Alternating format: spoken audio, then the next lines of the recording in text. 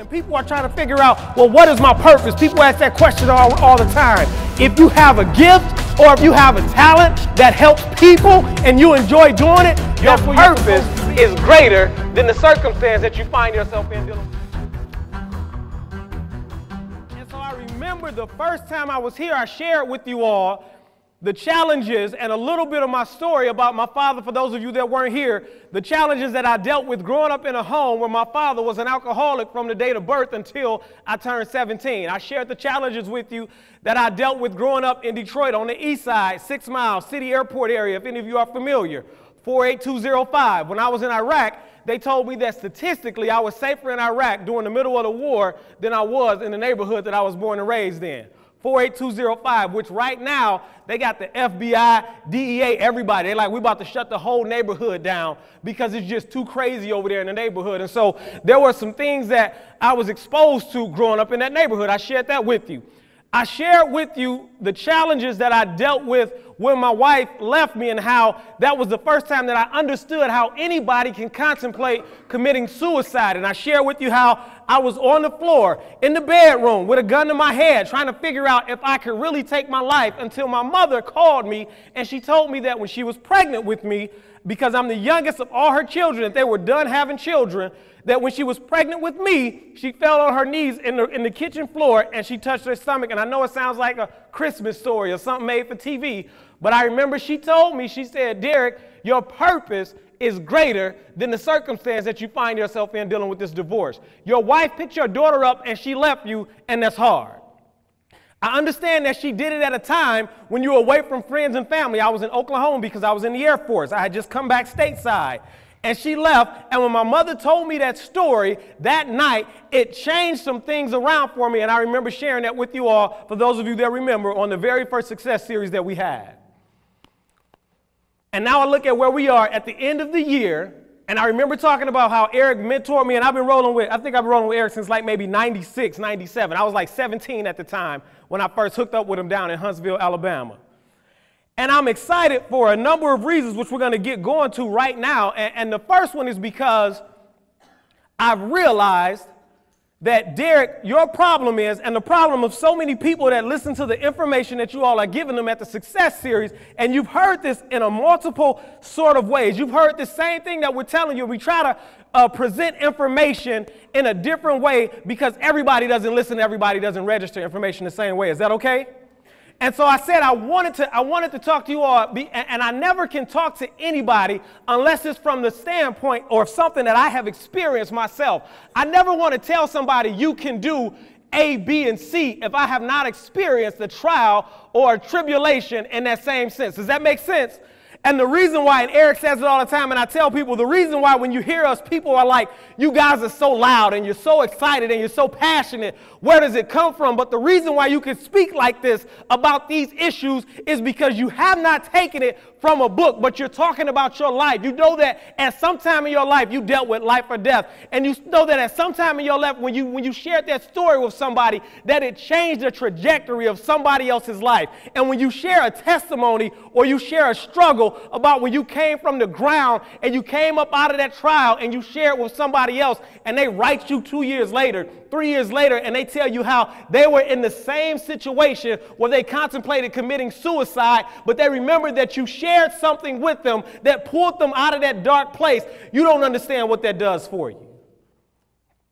And so I'm excited because I got sick, shared the video, and for a long time, for a very, very, very long time, I was afraid to put any videos out. And Carl was always saying, Derrick, listen, you came to our studio, you recorded some videos, but you're not serious. And Eric kept saying, Derrick, you need to be more consistent because you have a gift that can change lives. And everybody on the team kept saying, Derrick, you need to be more serious about your gift. And to some people, it seemed like it was laziness, but it wasn't laziness. What it was a form of fear. Now, Derrick, what were you afraid of? Like for real, what was it that you were scared of? And I was scared of some of the same things that some of you are scared of. And I know some of you have been coming to the Success Series since the first week. And every week you write some things down, and you've been planning your goal, and you've been writing down stuff that we have on the slides. And some of you are saying, this is my plan, and this is where I want to be in 3 years. This is where I want to be in 5 years. And Eric gave the handout, and TJ said whatever he said, and another guy came and people are speaking, and Inky Johnson came and he gave you all some information that was fire. And some of you have been writing all of these things down, and you have something planned that you want to do. You have an idea of where you want to be and things that you want to do, but you keep finding reasons to say, I'll start next week.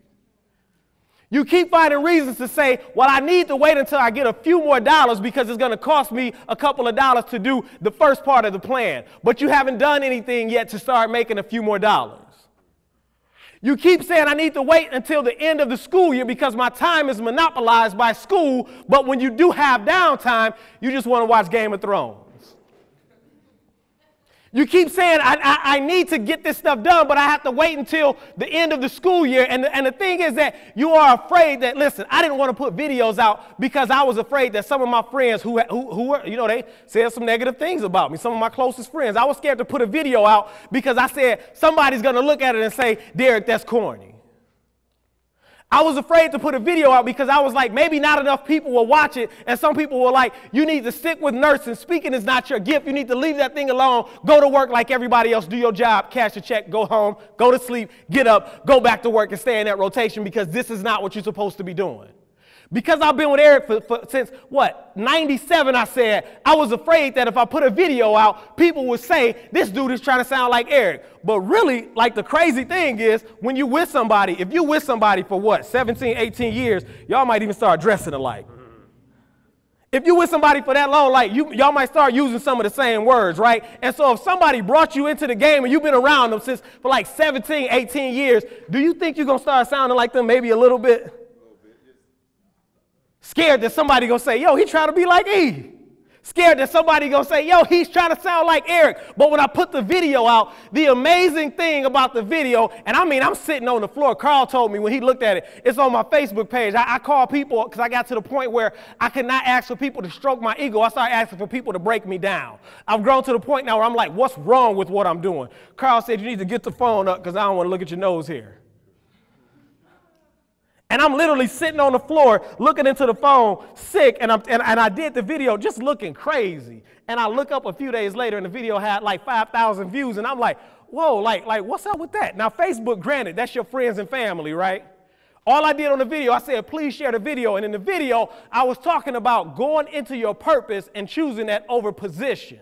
I was talking about getting into your purpose and choosing that over a position. And I realized, based on the responses that I got from people that I knew and people that I didn't, that video was right on time for a few hundred people, different people who were dealing with situations. And once they got that video, they hit me and they like, ooh, listen, I was thinking about a situation that I was dealing with. And when I saw that video, I've been watching it every day now. I'm in Walmart.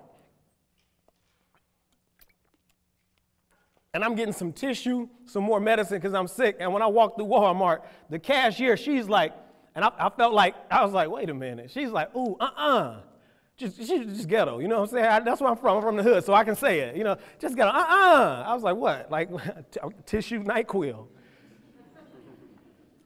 I saw my friend sent me your video. And I watched it the last 3 days in a row on the way to work, and I want to keep watching the video. I called Eric like, E, yo, this is crazy. Old girl at Walmart, she was like, I saw your video. I was like, hey, I've been tripping. He was like, man, I ain't think about no cashier. I've been telling you this for 15 years. Then the same person who was scared to share the gift, who was scared to make action, now I'm getting phone calls, I'm getting video requests. Like somebody from England is like, yo, I want you to mentor me. Can we do a video call? A guy called me from Australia. He like, yo, I want to get on a Facebook chat with you if we can talk. I'm like, sure. We get on the phone. He like, I can't believe I'm talking to you. I'm looking at the school in Australia. I'm like, I can't believe I'm talking to you. And I mean like lives, like based off of a video, sitting down up against a heater, sick, mustache ain't trimmed, hair nappy, like for real, just sharing something that I've been wanting to say for years. And I'm telling you, people were just off of that one video, people were tripping like, yo, I really needed that. One of my friends has been sharing a video every day, hoping new people see it. And I'm like, Derrick, you've been knowing for years because of the way people have talked to you after you spoke with them that this is what you need to be doing. But you're afraid that you may fail. You're afraid that somebody may talk bad about you. You're afraid that somebody might look at you scared because of who you roll with, because you roll with Eric. You scared that when you put your video out, you're not going to get 100,000 views overnight. And it's like, when I started thinking about it, I was like, you stupid. You're not going to get 100,000. Just scared of failure, scared of what people are going to say, not realizing that just as many people that are going to shut you down, the same amount of people, if not more, will be in a situation where your message, you don't even know, will save their life. And so some of you have been finding excuses. Some of you are scared to move because you're scared that if you do it, it may not pick up good enough. Some of you are scared that what you want to do may not make enough money quick enough. And you're scared that some of your closest friends will think you corny because of the idea that you have. Some of you are scared that it won't pick up in enough time. You want it to happen next year, but you know that there's a chance that whatever it is that you want to do, it may not take off for another 3 to 4 years, but you think that in the position that you're chasing right now, there comes security because there's a check every week. Let me tell you right now, I wanted to be a nurse in the NICU for 10 years. Went to the Air Force to get money to pay the school, to send my ex-wife through school, got out, couldn't get into the NICU, started working a job, and I'm like, this nursing thing, this is not right. But I was working with adults. Got out of adults, started working in the emergency because that was the only other thing I wanted to do besides neonatal. Finally got into the NICU, and even now when I go to work, every hour that I'm in the hospital working with these babies, the job that I wanted for 10 years, I'm counting the clock, trying to figure out how I can get out. Carl, right now I got 3 text messages today. I live 10 minutes away from my job, and they're telling me we will pay you $20 additional an hour to come into work. We will give you an extra $20 an hour to come into work, and I live 10 minutes from my job, and I won't go in. But I drive 2 hours to Michigan State for free because this is what I'm supposed to be doing. Do you understand what I'm saying? This is what I'm supposed to be doing. And people are trying to figure out, well, what is my purpose? People ask that question all the time. If you have a gift or if you have a talent that helps people and you enjoy doing it, that's where you're supposed to be. If you feel like you cannot get paid off of it, something is wrong with you. If that's what you're scared of is the money, because you have to be doing something that you are willing to do without making a dollar from it. And the way our country is set up is that no matter what it is you do, you can create a market for it and get paid off of it. But you're scared that it won't happen fast enough, or you're scared that people are going to look at it and say, that idea is so crazy. Henry Ford, when they told him, he went and told his engineers, we need to make a V8 engine. And his engineers told him, we can't make a V8 engine, it's impossible. And he said, okay, I hear what you're saying, but do it anyway. We got what now? V10s, V12s. Henry Ford said, and I can't believe I'm even saying this because I'm a Chrysler kid. Eric and I, we go back and forth on Ford and Chrysler. Henry Ford said, if you think you can, or if you think you can't, you're right. First slide. Dale Carnegie, author of the famed book, How to Win Friends and Influence People. Eric didn't mention this book last week, but it was one of the first books that he put me on to. How to Win Friends and Influence People by Dale Carnegie. If you don't have it, put that on your list. Get the book. They came out with several different editions. The first one was in 1936, and they've come out with several different editions over the years. And the current one, the third one, is probably the one that deals a little more with the digital society that we live in today, but the core principles are still there. And Dale Carnegie says, inaction breeds doubt and fear. Action breeds confidence and courage. And if you want to conquer fear, don't sit at home and think about it. Go out and get busy. And we'll say it again just for the sake of repetition. And action breeds doubt and fear. Action breeds confidence and courage. If you want to conquer fear, don't sit at home and think about it. Go out and get busy. And I think about somebody like when I used to play basketball in a little church league. And I used to always be scared to come off the bench. I was like, I never wanted to be a starter. You know, I was young. I was scared. Every guy that played ball wanted to be a starter. But I was so scared that I wanted to see how the game was going to go first and then look at it and then kind of warm up. But I remember when I was scared, you would sit on the bench and like your chest was beating hard. You know how like when you're scared, but then when you get up and you start moving, you kind of settle into that thing and then you're like not as scared as you are. When I'm sitting over there, every time I get up and every time I go speak, the lines in my hands start dripping with sweat. But when I get up, it's like, ooh, this is your environment, D.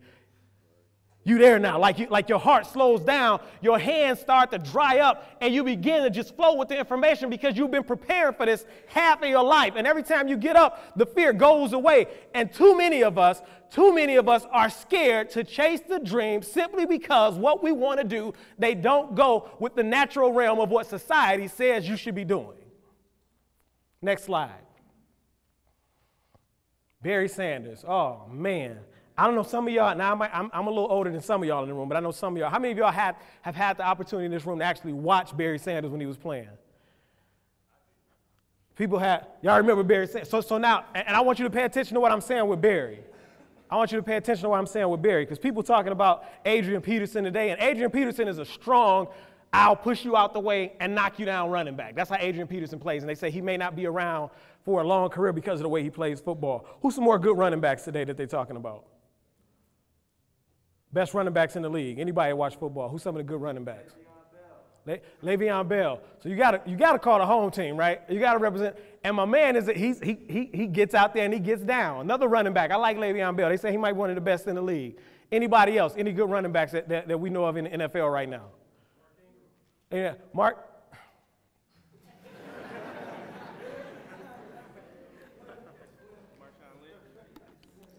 Marshawn Lynch, beast mode. Marshawn Lynch had that run out in Seattle where they said he went through like, 5, 6, 7 people? And then they said that the crowd got so hyped that they said it changed the Richter scale. Like the stadium, they said shifted, like they shifted Earth a little bit. You remember that a few years ago in the playoffs? Y'all don't even remember beast mode, the run. Y'all got to go. Listen, he talking about Marshawn Lynch, you got to know the run. He was running, knocked about 5, 6, 7 people down to get a touchdown in the playoffs, and the home crowd was so crazy that they said it shook the Richter scale as if there was an actual earthquake going on.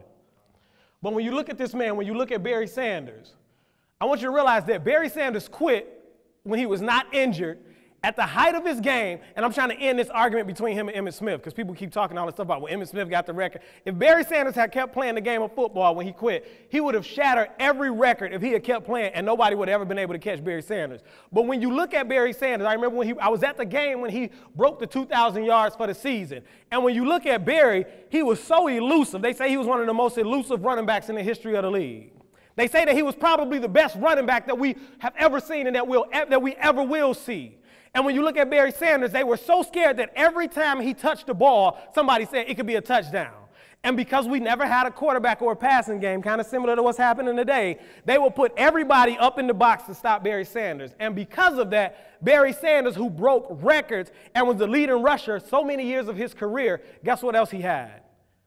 Barry Sanders has the record in the NFL for the most negative yards by any running back in the history of the NFL. Did y'all hear what I just said? Barry Sanders holds the record for the most negative yards by any running back ever in the NFL, but to most people that have been able to watch him, he is still one of the greatest running backs to ever play the game. And Barry Sanders' stat line would look like this. They would show the stat across the bottom of the TV, and he would come out and run, and he'd get tackled behind the line because we didn't have an offensive line. Stop me when I'm lying, Murray. Please stop me. When it sounds like I'm making it up, stop me.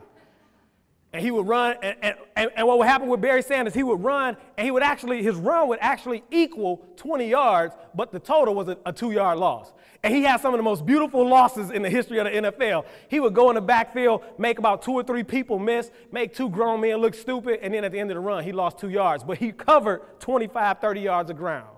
And he would get the next run. They would give it to him, and he would lose 4 yards.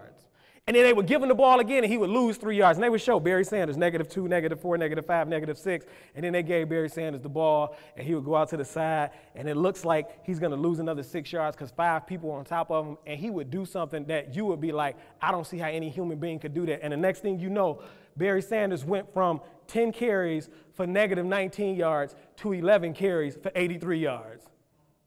Now tell me when I'm making it up, Murray. Tell me when My man Barry would be like, keep giving me the ball because at any given time, I'm going to break one open. But one of the most successful running backs in the history of the NFL also holds the record for the most failures in the NFL.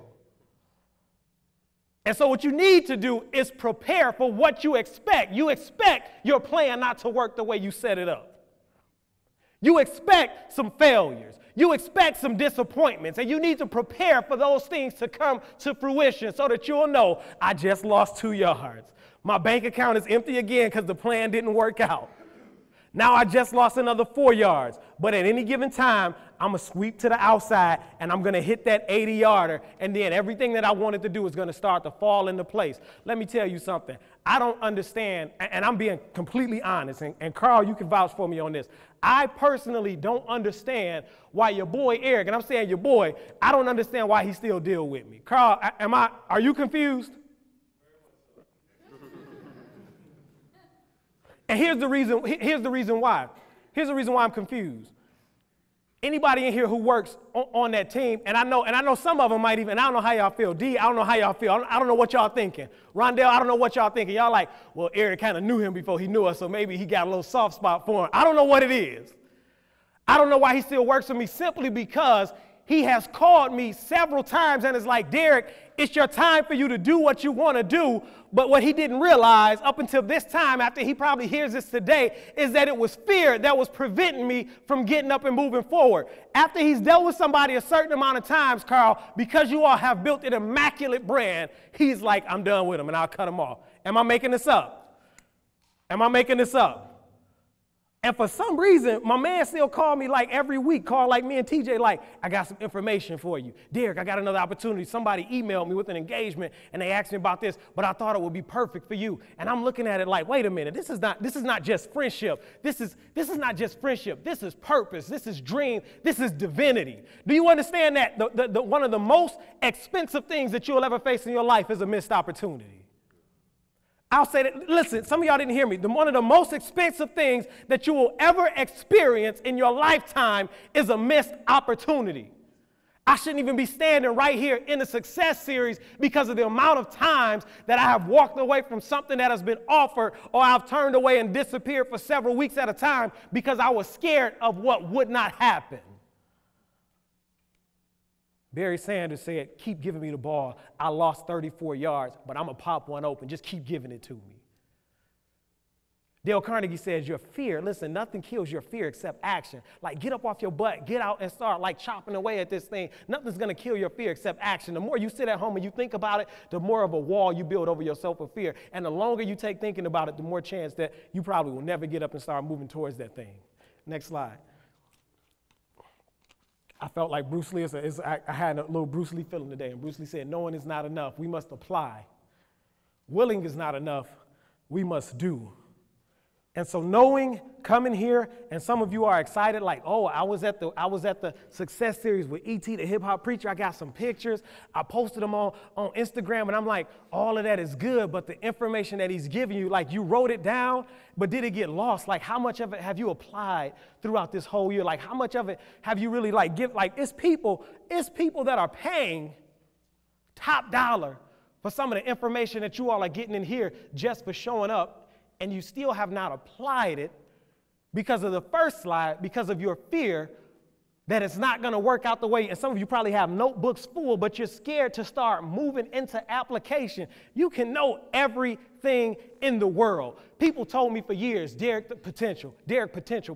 You got potential. You can do this, you can do that. And that was cool. I told y'all before, at 21, after you get 25, 30, like, potential is not cute anymore. Like I'm scared that, I got scared that at some point that when I died, like my tombstone would say, he was buried in 2080, but he died in 2015.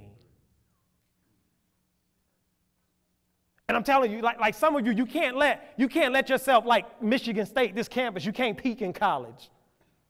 Like some of you, like you were the man, you was the woman, you was it, you was top dog in high school, and now you come here and you cruising. Please don't be the guy that peaked in high school.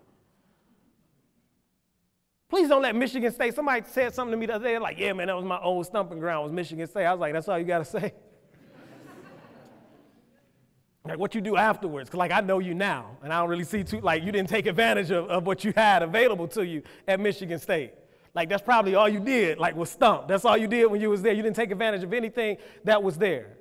And so you've got information, and Bruce Lee is like, knowing is not enough. We must apply what we know. Willing is not enough. We must do. Some people are like, oh man, I really want to get up and I got to go do this. And again, I have this plan and the plan is perfect. But I'm telling you right now, Og Mandino said in Greatest Salesman in the World, he was like, there are so many things that he said, your dreams, your goals, your aspirations, your ideas, your thoughts, like everything that you ever dreamed and imagined is trash without action.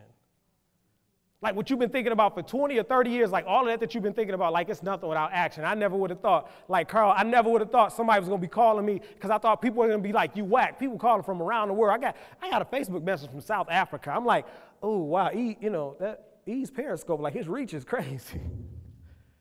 But they didn't ask me, what's up? How can you, because people always come to me like, can you get this to ET for me? What happened, it was a crazy transition, Carl. People started saying, how can I talk to you? You said something when you talked about your divorce. I was going through that. What I didn't realize, what Eric was telling me and what Carl was telling me, what everybody was telling me so long, Eric can tell you what it feels like to be homeless and eat out of trash cans, but he can't tell you what it feels like for his wife to leave him and take his daughter and to feel like he's about to commit suicide. He can't tell you what it feels like. He can't tell you how to come out of that. And he's told me, Derrick, you're on a whole different plane. We're in two different arenas. He can tell you what it's like to not know his father, not have his father around and wish he was, but I can tell you what it's like to have my father in the home and wish he was dead.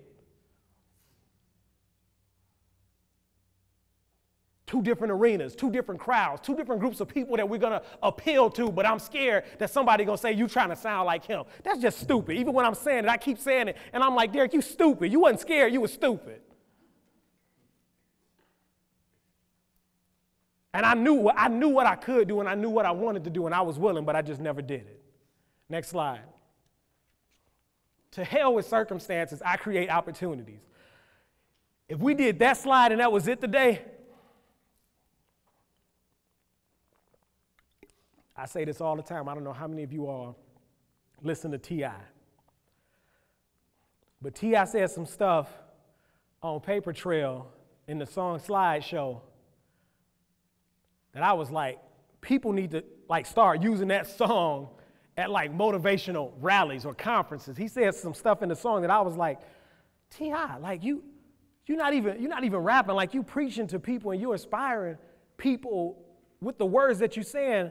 And he was like, just don't let your emotions overpower your intelligence. He's like, don't let your emotions get caught up. Like when you get mad because something didn't work out, when you get mad because something isn't going the way that you thought it would go, he's like, don't let your emotions overpower your intelligence. Refuse to give up. Your mistakes don't define you. They don't dictate where you're headed. They remind you that as time keeps clicking, let your mind keep ticking. Never stop when and be aware of your decisions. And then he ended the verse and he was like, if you live, you can learn to be great. Be patient. If you live, you can learn to be great. Be patient. And before he said all of that, he was talking about the neighborhood where he came from. And he was like, your environment's irrelevant.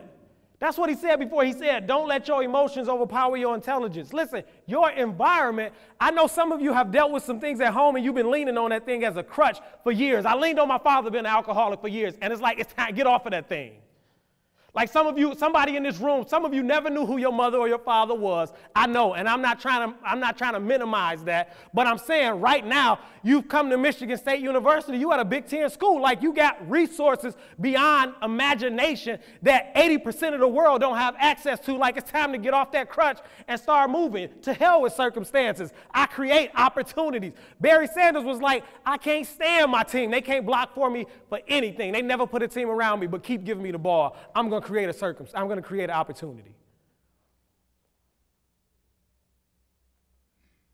Well, I came from this neighborhood. Well, my father was in jail ever since I was a kid, or I never knew my father, or he used to beat my mother. I understand all of that. My mother was strung out on drugs. My father was strung out. He locked up for murder. I get that. My father never came to my basketball games, and I can't stand it, and because of that, I'm still messed up. Or my father did some things to me, and now I've got some trust issues, and I get all of that. But you cannot let that thing take you to the grave without you achieving what you need to do. To hell with circumstances, I create opportunities. The big reason you need to get into what it is that you need to be doing is not even for you. Only 20% of it is for you. There are people who will lose their lives. There are people who will go through their whole time on this earth without ever getting into their fullest potential because they were waiting on you to inspire them. They were waiting to see your plan go into fruition. They were waiting to see you get up and start moving forward. And once they see that, then they start moving into their dream because you came from the same background that they came from. And if they see you do it, now they can start doing it. My mother was so embarrassed when I started talking about my father's alcoholism in church. She was embarrassed. What she didn't realize is that half of the people in church had dealt with the same thing. But you know, when you're in church, it's a great room of pretenders. Because when you come to church, everything got to be perfect. And so some of you don't want people to know about some of your issues because you don't want people to look at you a certain way. But when you start sharing those issues, you start sharing, like, for real, as a guy, I was scared to say when my wife left me, it like destroyed me. And I never thought I would love like that. Like when she left, I was messed up. And it took me a long time to say that. But when I said it, some other guys that I knew for years, they started saying, yeah, man, I kind of, I was a little hurt when my wife did it to me too, man. Like I never felt like I could talk to anybody about it. And you've been like leaning on whatever circumstance you've been dealing with, you've been leaning on it for too long, and now it's time to get off of the circumstance and start creating opportunities. Next slide. We got a few more minutes. Anybody know what that is? Anybody know what that is? Ooh, somebody said a mustard seed. Ooh, look, she put her hand up like, hallelujah, I know where you're going. Yes, Lord. She put her hand like we're about to go to church. If I had an organist over here, I'd be like, go ahead and give her the thing. Like, for real, all you got to do, like, to fight that fear, to get over the circumstance and start creating opportunities, like, to get over all of that, you really only have to believe in yourself like that much, bro. No, like, for real, you really only have to believe because you only have to get up and get started.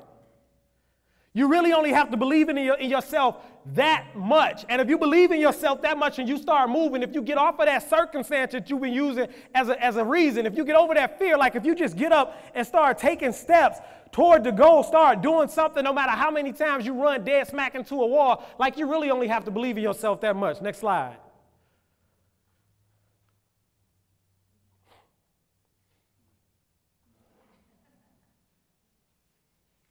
Like that, is that crazy?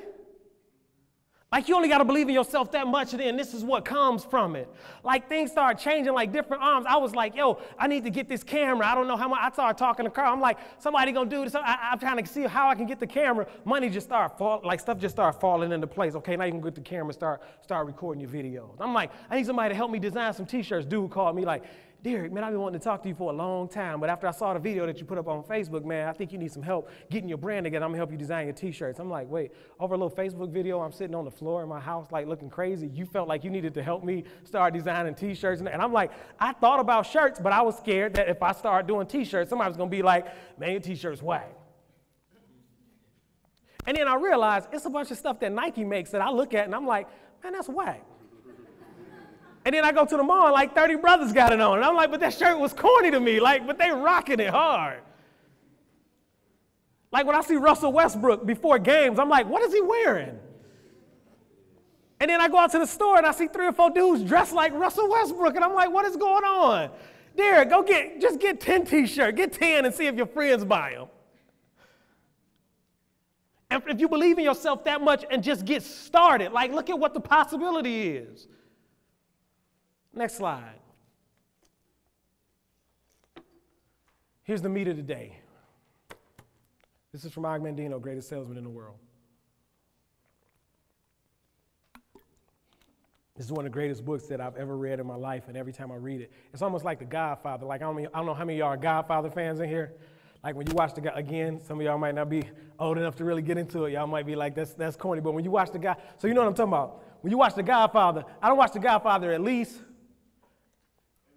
maybe like, I've watched it like maybe 20 times all the way through. And I tell everybody, if you get into The Godfather, don't watch the 3rd one. Just stop at 2. Like don't watch number 3. It'll mess up the legacy. Just leave it alone.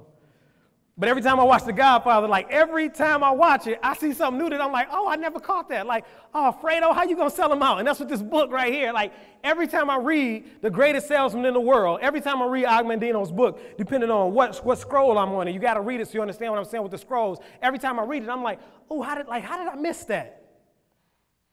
And this is the chapter that I was telling you about. He says, I will act now, I will act now, I will act now. And when he gets to in the beginning of explaining the scrolls to the young man that he's talking to, he says, henceforth, I will repeat these words each hour, each day, every day until the words become as much a habit as my breathing, and the action which follows becomes as instinctive as the blinking of my eyelids. And what Agmandino was trying to get the young man to do was, I need you to repeat to yourself everything that's on these scrolls. And he said you need to read the first scroll, and when you read the first scroll, read it 3 times a day for 30 days. Don't move to the next one. And once you get done with that, after that 30 days, you get to the next scroll and you read the information that's on there, and then you read it 3 times a day for 30 days. Don't move on to the next one. And that's how they really want you to read this book. And he said, I want you to repeat these things to you until they become habits. And what they will produce are good habits. And usually with good habits, they become pleasurable. And anything that is pleasurable, it is more easy for you to repeat it. Does that make sense? And so he was saying, I will act now. This is a chapter, one of the scrolls. I will act now. I will act now. And he's like, you cannot wait till tomorrow. And he had quotes in there that said, tomorrow is where the lazy get up and put into action. But nobody in this room is lazy. He said tomorrow is where the weak become strong. It's reserved for when the weak get up and start to become strong. But nobody in this room under the sound of my voice is weak. He said tomorrow is where the scared, like where the fearful become brave. It's reserved. Tomorrow is reserved for them. And he said, but nobody, and I believe that nobody in here after today is scared or fearful. And so he kept repeating it to him. You have to tell yourself that I will act now. He went on to say that when an eagle is thirsty, it drinks. And when a lion is hungry, he eats. Therefore, when you desire your success, you need to act now. Anybody, he said, you're smarter than an eagle, you're smarter than a lion, and you have more ability than an eagle and a lion, but you are scared to act in the same manner that they act. When an eagle wants something, an eagle just goes out and gets it. Drake said in the song, listen, I'm the type to say a prayer and then go get what I just prayed for. Did y'all hear what it? Like some of y'all be at home praying, and y'all think when y'all wake up and walk out the front door, like your whole package of success is gonna be sitting there from UPS, like somebody just delivered everything. And Drake said, I'm the type to say a prayer and then go get what I prayed for. And they're like, I will act now. I will act now. And then he had to just because repetition deepens the impression, he was like, let me go ahead and put it down a 3rd time. It's the end of the school year. We started this thing back at the beginning of the school year, and I know, I said it before, and I'm almost certain that some of you have not started to put any of your plan in place. And I'm not asking you, I'm literally begging you to start moving towards what it is you desire most, simply because years get up on top of you and time slips away, and the things that people say to you that are negative will start to pile up. And the more you sit back and think about it, the fear will keep yourself away from you, and then you'll start finding yourself in a job that you're doing that you never were really passionate about, and before you know it, you'll realize that you've been in 10, 15, 20 years of pain and not accomplishing anything that you ever wanted to do. And I'm telling you this because I'm living that, and I'm just now breaking out to where I have to tell myself, Derrick, you know that God gave you a gift, and with this gift you have to move, because everybody in the world is not going to want to hear from you, but there are enough people that want to hear from you that you're going to change their life. And because you're willing to do this thing without pay, because you get up and when you go into the Success Series, the first thing you do when you wake up in the morning is you get excited, but when you get up and you go to the hospital to be a nurse, you're just like, oh, here go another 12 hours. And you thought you wanted to do that for 12 years, but this right here never gets old to me, because it's what I love to do. It's the natural environment. The response that I get from people about becoming better and changing their lives and actually fulfilling dreams as a response to what I do, I'm telling you, there is nothing like it. I want to leave you with this. Agmandino said, I will act now.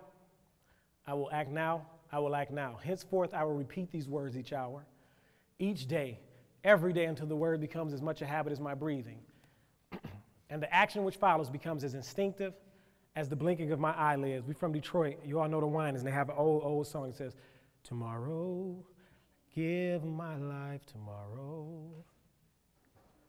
Thought about today. So much easier to say tomorrow. Who promised you tomorrow? Don't let this moment slip away. For tomorrow could very well begin today. Thank you so much for your time.